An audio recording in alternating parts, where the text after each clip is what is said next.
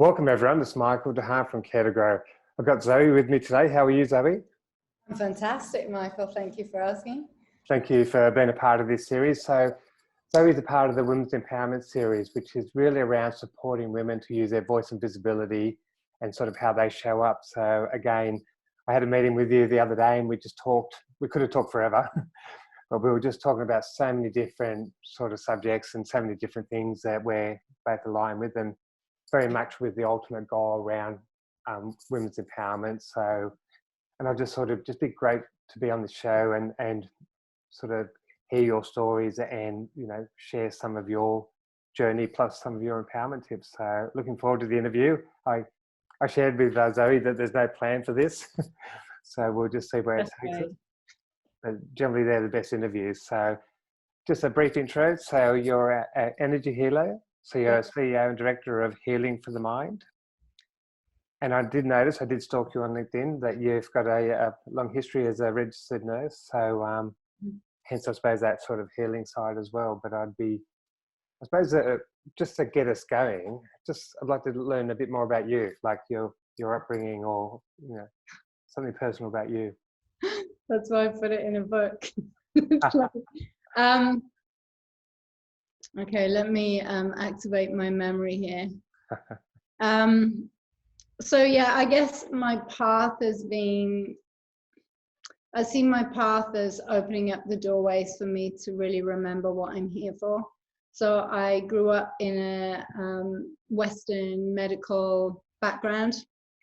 Dad was a GP, so I was very much around health, healing them from that perspective, from a Western perspective. And it's interesting, you know, if I look back, I was very much a dancer, very explorative through my body, very explorative on sensation, even sensuality at a very young age, and exploring myself, and very fearless. And I guess at 3 years old, I took myself off and climbed my first mountain in Austria, and my parents had disappeared and I'd gone and caught a bus. So from a very young age, I was very fiercely independent, sort of walking my own path, as my mum says. And then, like many of us, we had an experience in that very foundational phase of growing as children. So at 6 years old, then my parents went through a separation, which then created this pattern which continued, this beautiful pattern continued all the way through my life, with the greatest fears being rejection and abandonment. You know, growing, and I, from that very vivacious, I feel like I'm 3 years old now, like 5 years old. So I'm back to my, I would say, my truest self, my original self of when I came in here as this, I'm here. That's how I feel now. So I had to lose myself along on my journey, and I feel very blessed for the journey. You know, explored a lot of things. I got emotionally shut down. So from the age of 6 to 12, just very snapshot, didn't express my emotions, didn't cry, just completely bottled everything out. So I started this pattern of numbness, obviously unconscious. And then as started coming into womanhood at a very young age, so at 10 years old, I was fully developed, started my periods. And the experience of that was a celebration in my household with my mum and my sister, and we celebrated me coming into womanhood, which was really beautiful. And I still developed an unhealthy body image from what I saw from the magazines. I explored a lot, as you do, through healthy exploration as children. Yeah. And I started noticing that girls look different to me. And I started comparing my body and creating this shame around my body. And then that started a lot of body dysmorphia, a lot of shame, thinking there was something wrong with me. So at 12 years old, I contemplated, and this is like fast forward to when I did my first speech on stage, professional speech on stage. It was actually talking about how I contemplated giving myself a labiaplasty. So anyone tuning in, it's basically slicing down my labia, very sensitive tissue. So I was neatly cut and not the way that I saw myself. And I had this massive dysmorphia from the magazines, from the media, the porn and all of that. And this is going back, what's that, 80s, you know, the 80s. So all of these different experiences took me down this path. And then at 17 years, experienced sexual trauma, my virginity. So I had an experience, which, and I'll say the experience of rape. And I say experience because now looking back, I have deep gratitude for that. So part of my role is to empower people to shift no matter what you've experienced, that I actually see it as through many, many years of healing it, of then realizing that at the time, my energy was very angry. I felt worthless. I felt helpless. I felt hopeless. All of these very, very limiting, very, very heavy, very angry towards men, because I felt abandoned by my dad, and he was just doing his own thing, right? He wasn't abandoning me. He was just choosing his path. And so then I attracted this experience in a foreign country at 17, and I didn't speak up. So again, silence, push things down. That then started a pattern, a 16-year history of bulimia, where, you know, now when I look at it energetically, I was pushing things down because to feel was scary. So I became addicted to numbness. I became addicted to pain, which is fascinating now because I take people into the pain to transmute it. So many more experiences as well, a lot of shifting then into relationships of codependency, abusive relationships, physically, emotionally, psychologically, sexually. So I, again, losing my voice, I attracted the perfect partners. I seen them as teachers. And again, it's shifting from the disempowerment to empowerment, to then take responsibility for my life, for then finding some freedom in whatever the experience was.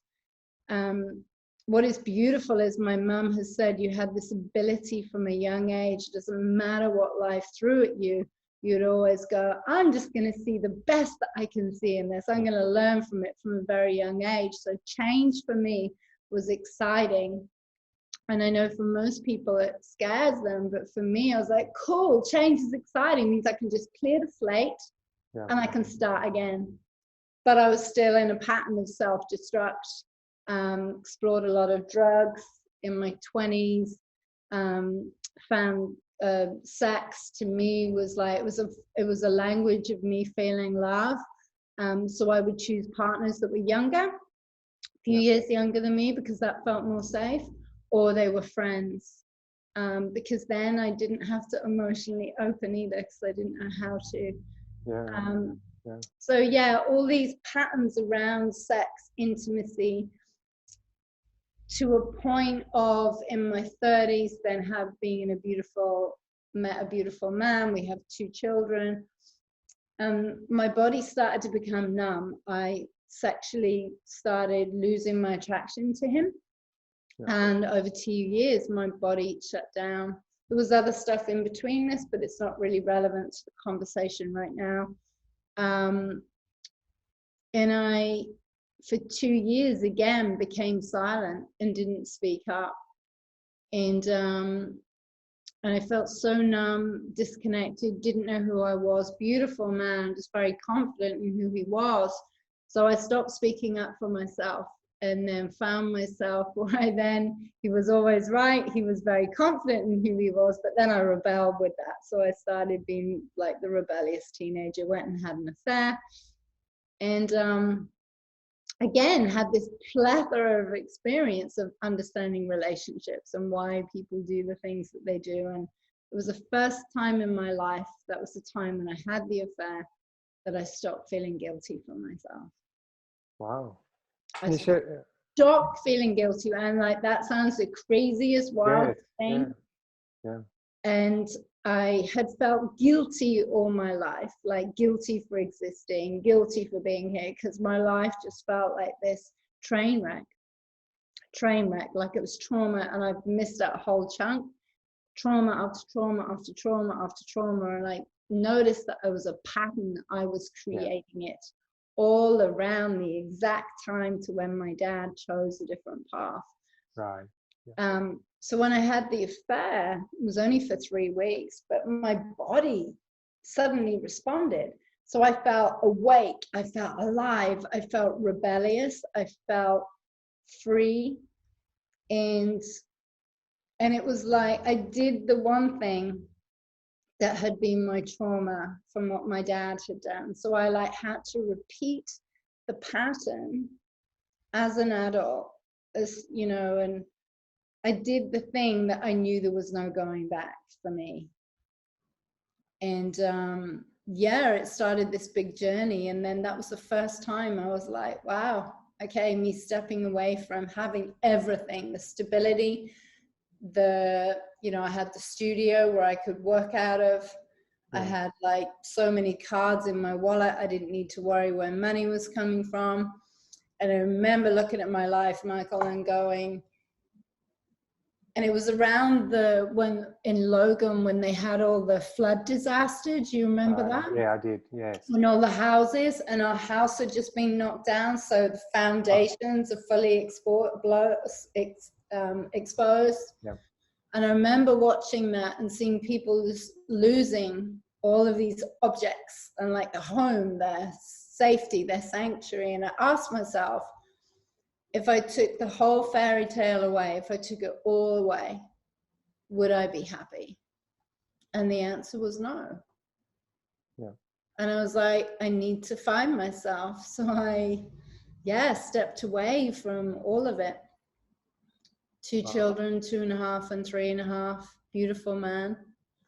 But I didn't know how to relate to him because I'd lost myself again in another relationship. I'd thrown myself into it and I'd given myself away. Wow. And it's so vulnerable what so you're much, sharing. it's just like wow, yeah.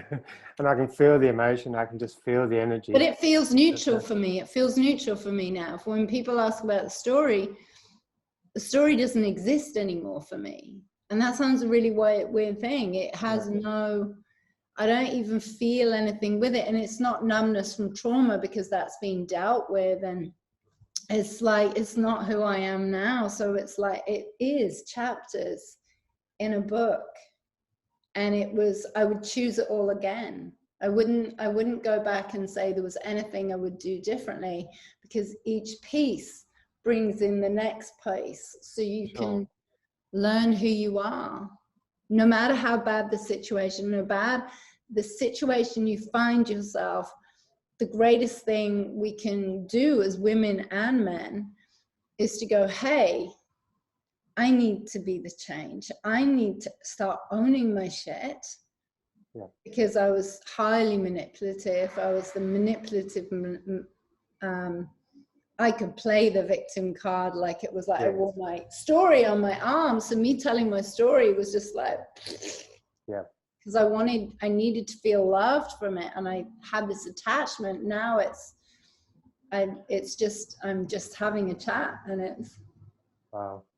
And I think what you share about repressing feelings and that numbness, and certainly that sort of victim, that storytelling, because I do see that a lot there, and people get stuck in that for years. Yeah, they don't know how to, but they don't even realize that they're in it. Yes, yeah, I agree. And that was one of the comments I was going to make. One is that it's become a program in their subconscious mind, and it's just playing out without them even consciously knowing about it. And plus they're stuck. So they feel stuck, but they don't really know why. So I'd be interested in that, because you come across as having so much acceptance of it now. Well, they've become neutral to it, but it's not, they haven't actually healed it. So what would you... I guess why I broke free. So it feels like what I'm seeing playing out now in humanity, you're exactly right. Like 2020 was the year of let's all share our story. And this is not disrespect to anyone in their journey, because it's part of the journey, but it's not the end of the journey. It's the beginning. That's the first process. I remember when I started sharing my story, I'd burnt so many bridges to people didn't want to listen. Yeah, I can imagine. People didn't listen. So what that does when you're in that group, like, and you're like, everyone's hearing your story, everyone's hearing your story, well, then you can get really stuck in there. Yeah. Yeah. And when someone steps away from that, they're like, where are you going? You're going the wrong way. Like for me, even if I went into that, I still wasn't accepted. So I would dance around the outside. And they were like, they were curious of me. They wanted, but again, I wasn't meant to be in that. So then I'd step away. Yeah. Or I'd just go from different thing. That's the first step. It's like, yes, we need that foundation. We need to have that safety net. And then the greatest thing is like stepping away from that, the group, all of these support groups, to start learning how to, it's learning how to become, and learning and growing into adulthood. But we can't learn and grow into adulthood until we heal the inner child and heal the innocence. Because the child is like, say like we're all in sand pits and you've got a hole huddled over here. The child likes to explore. It's like, I'm going over here. It's not like, oh, is it okay if I go over there? Do you mind if I go over there? You're just like, go. Someone's like, no, I want your, no, I'm having this, this is mine. So it's that shift into self-realization.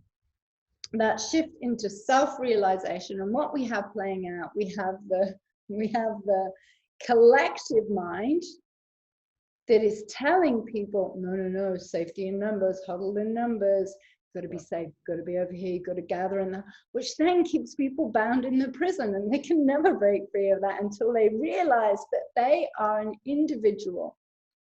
Yeah, yeah. And that self-realization of self, of going, oh, wow, I've got here, I'm standing, I'm alive, I'm breathing. Oh, I have all these different events that happen to me. Oh, what were they teaching me? But the group doesn't want that. The group wants to feed off the story. It wants to keep you stuck. It wants to keep you stuck in victimhood, because then you're easy to control. Wow. And this is what we have playing out in the shadow, playing out in the consciousness. And we see it playing out a lot on LinkedIn. It's like, over here, victims over here. And if I say that, they get really angry. They don't like it. I can imagine. Yes. Yeah. Because the ego is in protection then, because because their identity, even the label, so I've changed my thing. I'm just like, I'm presence. I'm just like, I don't even feel like having a label anymore. Like, right? I mean, even the subconscious mind, in the sense, the purpose of the subconscious mind is to keep you safe. So if it's got a story there that you've lived for many years, and that's your boundary, that's your safety boundary, whatever that is. Which is an illusion. Yeah, and that's the subconscious role, is going, don't go out there. Don't go playing outside that sand pit. Yeah, it's dangerous out there. It's dangerous out there. Yeah. Mm-hmm. Don't look at the shadows. Wow. Wow. Where I'm like, no, hang on a minute. I discovered through, well, that wasn't going to be there for me. I've only got another choice. Leap and explore the shadows. Go into the dark. And then the beautiful thing is, then you start going through, and you do feel alone, but you have to go through that initiation. It's a rites of passage. And this is what we've lost. We've lost this in society. We've lost it in society because we're constantly band-aiding, because it, you know, people talk about compassion and kindness, and like compassion, my understanding of compassion is to be with someone in what they're going through without fixing or changing it. Yes. Or even helping them, like simply being there in presence. Now, to be there in compassion with someone means you have to have done that in yourself. Yes. Yeah. And what I see is that there's a lot of this sort of martyr mindset, and you talked about the victim mindset before, and the martyr mindset being that always putting yourself last. So again, that's a storytelling as well. So, and again, that's in a sense a safety thing, because you never have to shine. So you don't have to go to those dark shadows, because you can play in that space there, You're always looking after everyone else first, and you always put yourself last. So that's just a story in itself as well.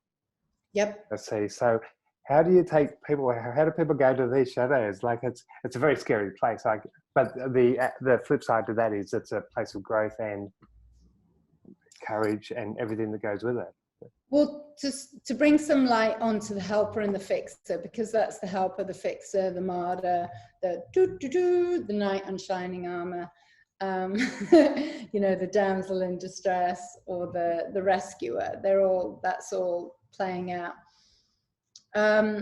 First of all, they need to have the awareness that they're playing that out. Yes. Because that's feeding the story of their specialness. Yeah. And be like, what? Yes, but I'm special. Well, you know, we're all special, but let's just shift beyond that. No, but I'm really special. So that realizing why they're doing something and actually going into that, and people it's why I got into nursing, why I'm no longer in nursing, but why I got into nursing, why many people get into nursing, why my dad became a doctor. He wanted to save and he wanted to fix people. Yeah. Yeah. And he, on his deathbed, which was very humbling, is then having these deep conversations and him having this realization, again, self-realization, that he realized, and he went, what about me? Because he realized he was doing all of this, and he got an MBE, you know, he got awarded, he was recognized, he got the recognition, all of that.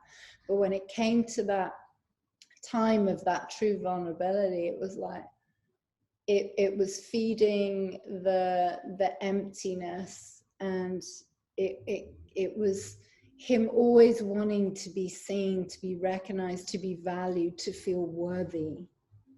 And when we realize and we go on this path of realizing that we're born worthy, that we've created subconscious beliefs and patterns and programming from our beautiful, well-meaning parents and caregivers, that then we've created this wounded inner child or an aspect within ourselves that doesn't feel good enough. We see this in the success industry.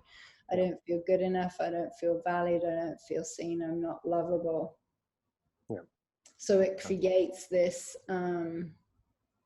constantly having to push.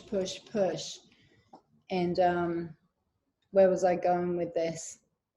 So it's death in itself to stop saving people and fixing people and helping them, because then you realize the overwhelm of what's within you of, whoa, I've actually forgotten myself. Yeah.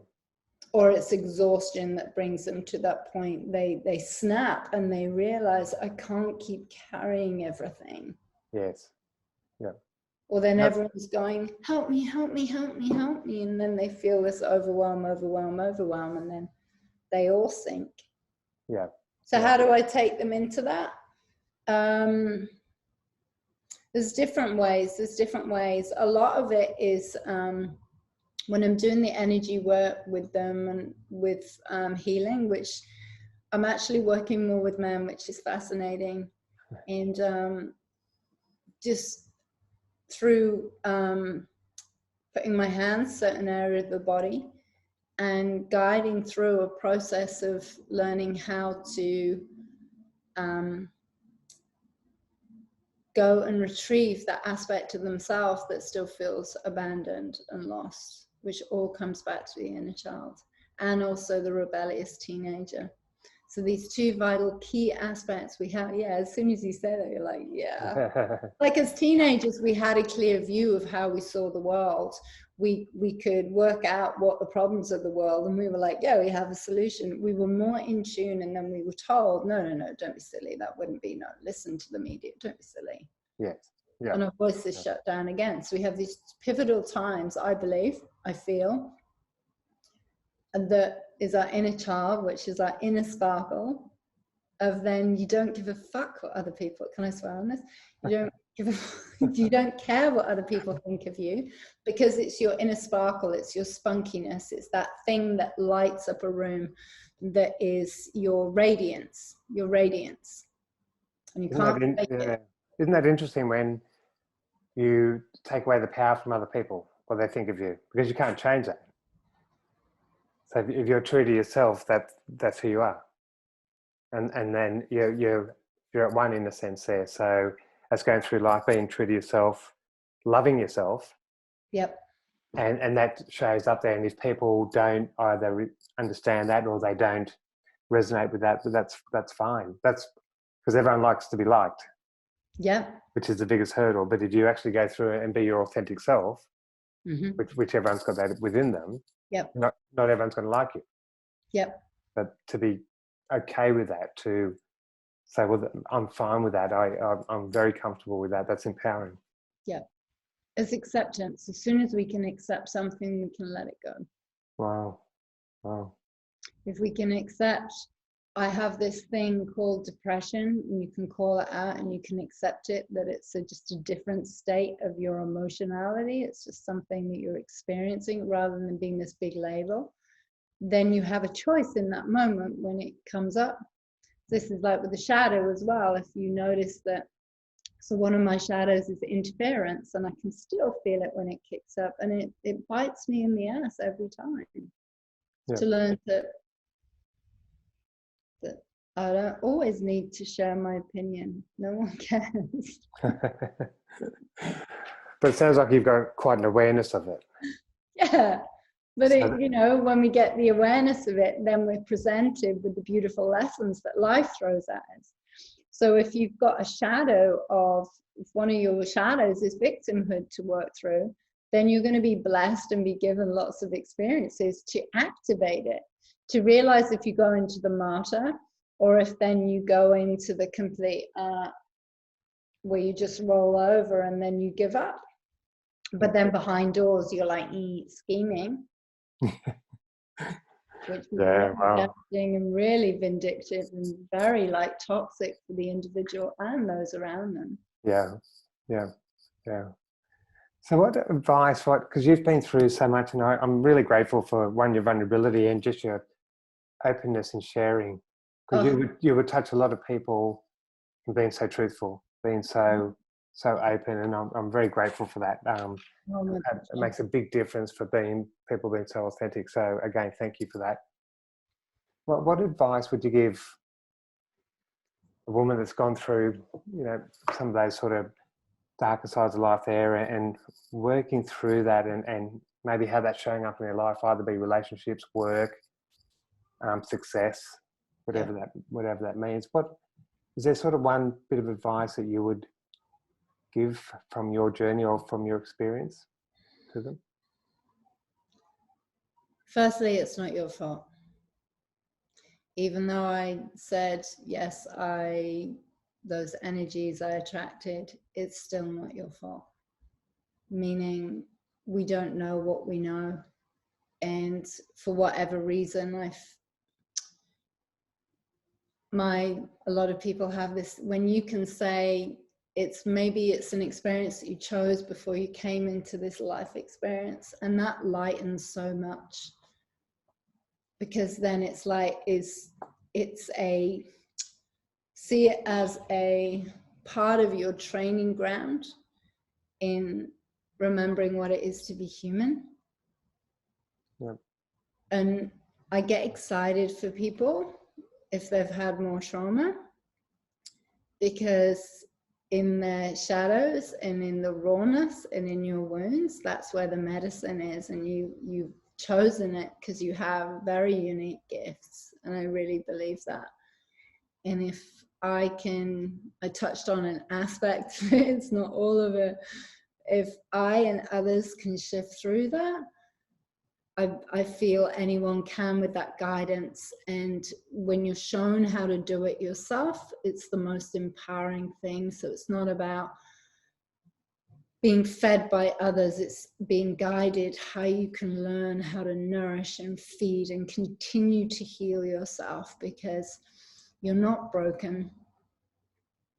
You're not, and you know, when it comes to the heart, sometimes we need to have so much disappointment in our life that our heart cracks open. Then we realize that our heart is infinite. And if you've had a lot of experience, know that you're blessed, you're a warrior. And the only true enemy that you're running from is not outside of you. Oh, oh. And I knew it was going to be an Forgive interesting yourself, review. forgive yourself for whatever Forgive. you've done. Yeah. No, and we came here to be free, and we're all kids in sand pits. No one's better than the other, and when you think you've got it, it's like a game of snakes and ladders. You're like, yeah, I'm here, and then all of a sudden, done a ladder. Just keep getting up. It is being like at the bottom of a well at sometimes, but you just keep following that little glimmer of light, keep following it, and one step in front of the other, and you know, you're a blessing if you had these experiences, and you can shift. Yeah. In a big way. Yeah. Yeah.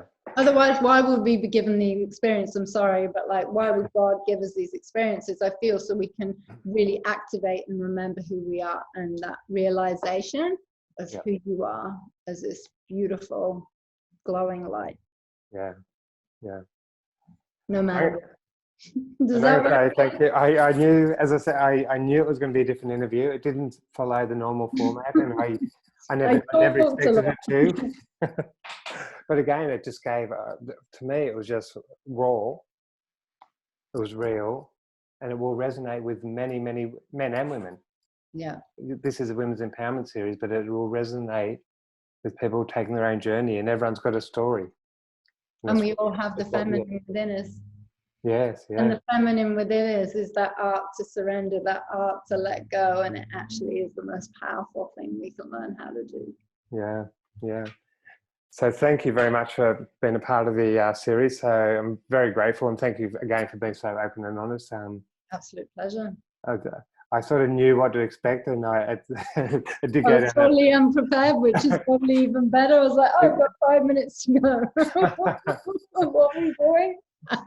That's life. That's life. That's like living in the now and even people tuning in, give yourself permission to put your story down, because it keeps you stuck. It's there as a tool to show you what you need to know, but it's not who you are. You are not your story. You are so much more way beyond that. Yeah. Yeah. What a great just sort of... want to go. What a great, I suppose, thing to leave people on. Yeah. Yeah. So you're a book. You've got chapters in a book. Don't put it to one story. Exactly right. So thank you again for giving up your time and just sharing. Oh no, it's a pleasure to play. Thanks, Michael. It's certainly a gift there, and I'm again very grateful for that. So thank you. Pleasure.